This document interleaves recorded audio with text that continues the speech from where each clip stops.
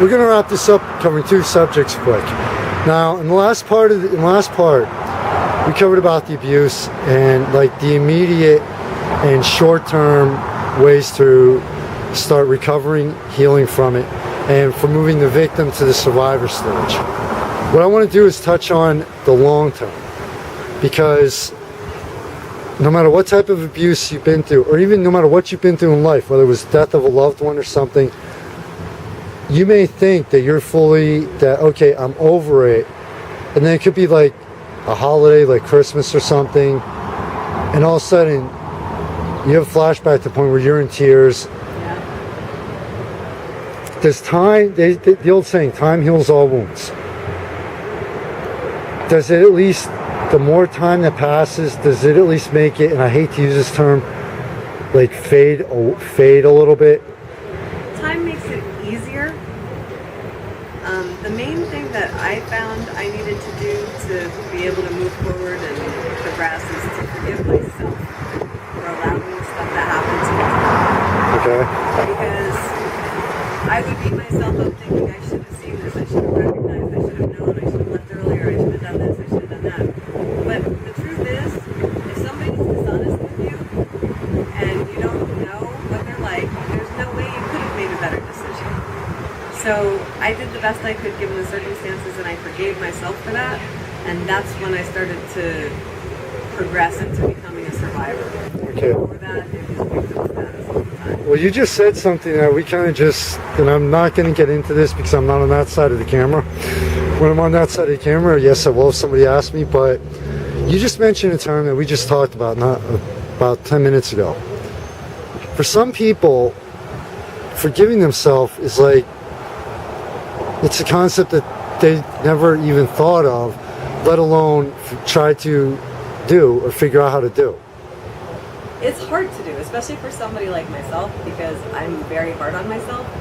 I expect a lot out of me, and when I let myself down, it's very disappointing. It's funny, because a lot of people are out there to please others. I'm really all about being the best I can be at everything I do. Whether it's making jewelry, singing, a job, I'm always there trying to excel, because I expect the best from myself. Probably comes from having an abusive mother who told me I'd never amount to anything. So I guess it's just like different ways people do things, but being that type of person makes it super hard to forgive yourself for things. Yeah, but you told me, like, I asked you point blank, I said, how do you do it? What's the process? But there is no real answer for that. There's no process really that I know of. It's just letting go of the fact that you could have done things differently. It's almost like yeah, I could have done this, I could have done that. However, if I was in that same situation again and presented with the information that I had the same way, I probably would have done it the same way. I don't think I would have changed anything. So, I mean, to beat yourself up over something that you couldn't change even if you wanted to is pointless. Yeah. And I kind of developed this attitude about, like, I was always planning the future and thinking about the past and never really living the moment I was in. And I'm trying to right now get to the point where I'm not thinking about the past hurts or disappointments. I'm not looking at what's going to happen in the future, but I'm just living today, the best that I can every single day, and being good to myself. Now, here's something off the wall, which you know I'm good at coming up with. Yeah, I noticed that. But blame genetics, blame the way my brain thinks. What you just said about living in the moment. There's a quote out there that says, I do not live for the past because the past consists of things that have already occurred. I do not live for the future because the future consists of events that have yet to occur. I do not live for the present because the present simply does not exist, where time is simply the future slipping into the past. But that same person also came out with the exact opposite quote, where it's basically basically live for the moment that you're in, because that's all we're guaranteed. Exactly. Which That's one how I feel about it. would you agree with both, or? I agree with the fact that, obviously the future hasn't happened yet. There's nothing you can do about it. The past is the past. You can't change it as much as you want to. God help us if we ever can. So all you have is right now. That's all you have control over is what you're doing right now. Yes, you can have goals, you can make plans, but those can be changed in the drop of a hat by outside events. The fates do not always agree with our best laid plans. Exactly. So I've learned to just accept that, even if I want to plan everything out and have it this way, it's probably not going to work out the exact way I planned it. And It could work out better, it could backfire on you. So I kind of, just developed this attitude that right now I just have to live for today, be the best person I can be today, and when I wake up tomorrow, I'll do the same thing. Okay. Now, the final question, which is the first one I should have asked, but I also, we kind of got into the personal side, and we were, just hanging out and stuff, two friends hanging out, and something I rarely do anymore. This is the first question I should have asked. Because this is what initially, what part of the whole photo shooting and video is about. What is fashion and style to you? How do you define it? Because some people you hear from a local level on up to the major publications, where the best way to quote is when I saw Styx and Pat Benatar, The Grand Illusion, the way Dennis DeYoung introduced it, he's like, yeah, you basically feel bad because you don't have the life of, you can't afford all these things you see on TV, you don't have that life. And he said, that's all bullshit. Yeah. But in our society, from the local level on up, we're being taught, so many times where you have to look a certain way. Even now, okay, even with the younger generations, we're starting to slowly break away from that. You have to look a certain way. You have to eat at places. You have to, God, if everything in your life falls apart and you have to start over from the street, you're nothing. Okay. What is fashion and style to you? Is it going out and buying expensive clothes, or is it just being yourself and saying, what, I bought this at a thrift store, it looks good on me, and people notice it, and I get, oh wow, where'd you pick that up at a thrift store? No way, is that, what is it to you? How do you define it? Fashion and style to me is finding unique items. Other than the ones you create, obviously. Yeah, but finding something unique that really calls to me and says, wow, this would be something that I could definitely see myself in. And I could find it in the thrift store, I could find it at a flea market, I could find it at a fancy store, but most of the time it's just something that uniquely calls to me and it would be something that I could see myself in. Okay. I don't wear things that most people wear. You're not going to see me out there dressed in, looking like a clone. Brand name clothes, Looking like a clone, basically. Yeah, I'm me, and I enjoy being me, and I like to portray myself in clothes that make me feel like me. Okay. Whereas half the time, I'll be out in jeans and a t-shirt and sneakers. Maybe a baseball cap, For me, that's fashion. I like that. Now, do you ever have people? Dress up, Do you ever especially when you're dressed in the more casual stuff? Do you ever actually have people come up to you and say, "Oh, wow, where'd you get that?" or anything like that? Does that ever happen to you on occasion? It's funny, but when I wear the things that I find at the thrift store, I always have people say, "Oh my gosh, that is so cute. Where did you get that?" And I will tell them, "Oh, I got it at the thrift store." $5, And I don't feel like I have to go spend $100 on a shirt for it to be something that makes me feel like me. If I ever spent $100 on a shirt, I would be donating that $100 shirt to a homeless shelter or something. Now, There are people out there that do. yeah. Now, that's what society tells you to do. yeah. This capitalist society that we live in tells you to spend money, buy things new, waste things, and be better than your neighbor. And at the risk of sounding cold and completely insensitive, in the end, we end up in a coffin in the ground. Exactly. And all these beautiful things. I mean, I took the tour I was over in Catasauqua for Old Home Week, and over the weekend I spent the weekend there. And I actually took the tour of the old homes in Catasauqua. Now, even though these people are long dead, what they left behind for others to see is really cool. Yeah. So it's like, unless you plan on doing that, or it's like you plan on having your house or something to turn into a museum, Yeah. what's the point? Because like at any given moment, Exactly. And that's why I take things, I mentioned earlier that I make fountains. I take things that are used items and I repurpose them and create things out of them a lot of times. That's how I decorate my house.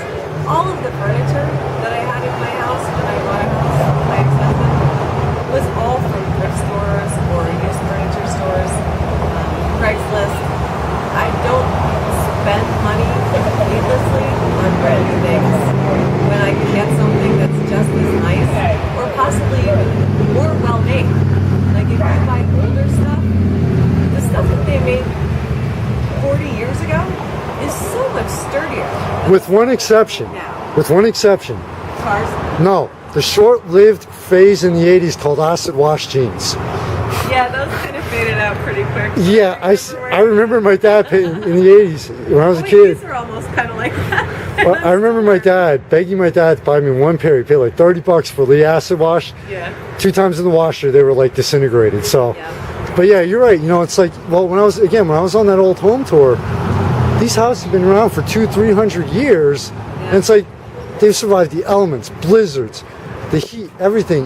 Now it's like the houses they make now, it's like They don't make them like that anymore. we get hit with a mild tornado and they're gone. Yep. You know? Everything is components now. Yeah. Yeah. Now, style. A lot of people, some people out there, to maybe a lot, I don't know the exact statistics, think fashion and style are to a point synonymous. I don't think they are. To me, style is the way like a person presents themselves, the way you see them walking down the street. Exactly. It's more what's inside and how people people see you versus just the surface and the clothes and everything. Yes, I believe that's true. I think your style is unique to you. Fashion can change, but your style is always going to be your style. If bell bottoms can come back, I apologize. I like bell bottoms, and I will. Actually, technically, these are. They just call them boot cut now. Yeah. No, I have some serious bell bottoms, like actual bell bottoms. Okay, now I'm thinking Dennis Leary, No Cure for Cancer. Did you ever hear that CD? No. Yeah. We used to have contests back in the '60s. See who had the biggest bell bottoms. Like, he goes, my bell bottoms were so wide I had homeless people living. But so what would you describe as your style? I mean, I know it's probably hard to describe, but how would you describe your style? I would say. And is it similar to your fashion? Modern, artsy, hippie. That seems to be a growing trend now. I've taken notice. That would be how I would describe my style. Okay, now how do you get now the artsy hippie? A lot of people can. That's actually really coming back now. How does that's almost like a contradiction in terms though, with the modern. The modern means, like, I'm not always going out and finding vintage stuff that is hippie-ish. I'm finding stuff that I feel is hippie-ish. And not necessarily that I'm trying to be a hippie, but I kind of think I was born in the wrong era and would have really thrived if I was, in my 20s and the 60s. My first life my first life, I would have said that. Now it's like modern take away the modern, just drop me in the middle of any city, give me the modern technology, I'm cool. Yeah. You get me out into the country for more than a day, I'm freaking out and going through withdrawal symptoms. Yeah. What do you mean I don't have data on my phone? What the help? But I think the part people miss though, one thing that the hippies had right was peace and love and like caring about people. Modern society does not have that anymore. See, they actually did a lot for our world, but where they screwed, there was 2 areas where, I mean, I loved learning about it. Okay, at one point, I would have, at points, I fit in with that to a certain extent. But I think where they screwed up was with the massive drug use and with the free sex, where it was like, it's like that's where people really didn't take, that's how they really weren't taken seriously by a lot of people. Yeah, and I'm not really all about that kind of stuff. When I say hippies, I mean people that are free spirits, that don't really care what others think, don't judge people,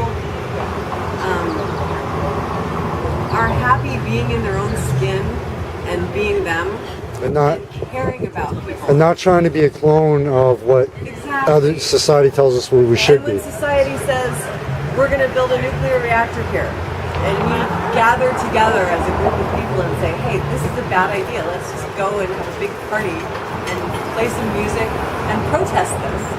Yeah, but if that nuclear reactor would actually like explode, you have one hell of a bonfire. But when I Now, granted, you wouldn't live through it for more than 30 seconds, but you have one hell of a bonfire. And I know I should not be making fun of this, but when I was a kid, my dad took me to a protest for 3 Mile Island. I remember 3 Mile Island very well. Yep, we went to a protest there. Okay, now I'm gonna really put you on the spot. Something nobody's probably done before, especially on camera. Okay. I'm gonna ask 2 questions, and I'm actually gonna turn this around on myself without turning the. You want to turn the camera around on me for this? Sure. Okay. All right. This is. I'm willing to back up my words with the action, so I'm willing to get in front of the camera and just doing stupid stuff. Okay. First question is, how well do you think you know me? How well do I think I know Especially you? after today and just hanging out and stuff and some conversation. I never really feel like I know anybody truly. I feel like I get a pretty good idea of the type of person you are. But as far as knowing you personally, Do you think you know me a lot better after today than you did before? I think I know you better today after today than I did before, yes. Well, you mentioned the type of your style, the type of person you are. What type of person do you think I am? I would say you're a, let's see, how would I put it? Even if it's nothing good, I'm not afraid. No, I'm trying to think like how I would describe it. Like, I think you're like a 90s rocker dude. Yeah, this is one of the reasons why I say I really want to get up on stage, and I know I can do it. Every single person, I'm walking on the street. Oh, excuse me, are you in a band? Yeah. Not yet. Getting there. But yeah, I think that's a good aspiration for you. Okay, now why would you describe me as that though? Considering the fact that you really didn't like the music of the 90s to begin with. I don't know. Your persona just kind of reminds me of the people that I knew that were into like the hair bands and the rock bands back then. Okay. The way you carry yourself, the way, I don't know, just. Now, how else would you describe it? It can't be that simple. Nothing ever is. I would say, I don't know. Jeez, you are putting me on the spot.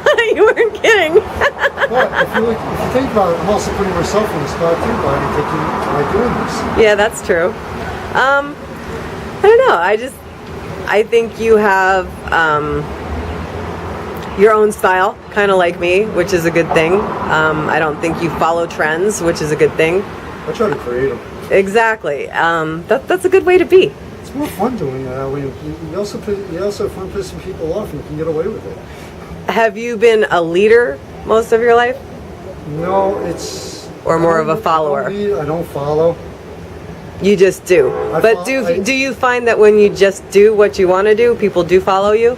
On occasion, yeah. Yeah, that's me. Honestly, I never thought about it from that aspect. I always thought it's like I don't like the road less traveled and I'll do this on camera. Just screw both roads.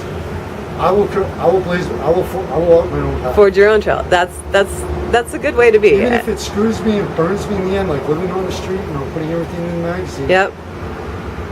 My whole thing is, I said this a long time ago. The only thing that can be put on my tombstone or said at my funeral, if that could ever happen, is I played life's game by my rules. It's the highest compliment anybody can give. Exactly, and that's how it should be. For years, I spent my life trying to please others at the expense of myself, and I'm now at a point in my life where I'm a little more selfish, and it's all about me doing what's right for me and making myself happy and not allowing others to have a hand in my demise. So with the magazine, I actually have a lot of ideas, and a lot of them are going to be helping out other people, like the homeless, local businesses and everything. But I finally woke up last week and realized that, guess what? I have to be making money to fire off all these ideas. Yep. So now it's like, all right, time to get serious again, get a job, time to get the advertising and everything going. So it's like, I finally woke up and with that. But I will say one thing, and just because I've never said this on camera before, living on the street has actually taught me a lot about life. Yeah, I can imagine.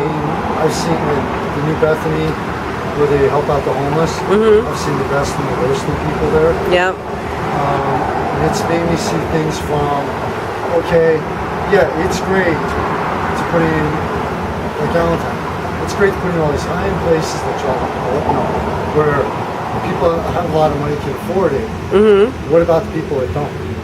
Exactly. Like Bethlehem and Easton. I hope Allentown follows the lead that Bethlehem and Easton do. Well, they have a lot of street festivals. You know how much they have going on for free. Yeah. So it's like, it's really made me see things from a different angle and wake me up to a few things about the homeless. And also, but on the flip side with the homeless, and I said this in one of the parts of the article of the series, is if you want to get off the street, it is going to be the fight of 5 lifetimes. Yep. But you can do it because instead of walking around all day and things like that, you can go to the library, you can learn Microsoft Office, you can learn computers, there's free classes all over the place where you can learn customer service. And even if you're living on the street, as long as you can get an address, you know what? You can go for these jobs and say, hey, guess what?